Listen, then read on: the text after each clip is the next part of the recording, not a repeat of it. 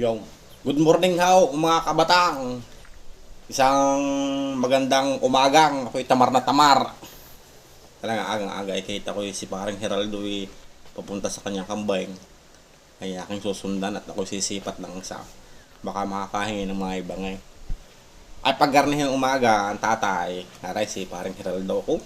Ay di rin mamumusar ng kalanseng at ikukumpay sa kanyang kambay. Ay garni lang kung kasimple ang buhay pag kayo nasa bukay. Di nyo lahat ng bahay ay di may kanya-kanyang alagang hayop. Minsan may tiga dalawang baka, may tatatlo. Pag medyo makwarta-kwarta ay di marami. Pero pag kayo nasa garningan medyo bukay, lalo rin sa amin ay mataas. The best ho talaga din di mga baka-baka. Hindi ho suitable din yung malaking pigret. Gawa din ho masyadong mataas medyo yung tubig may problema. Pero kung arhipatag ayaw, di maganda yung mga figure gayaon.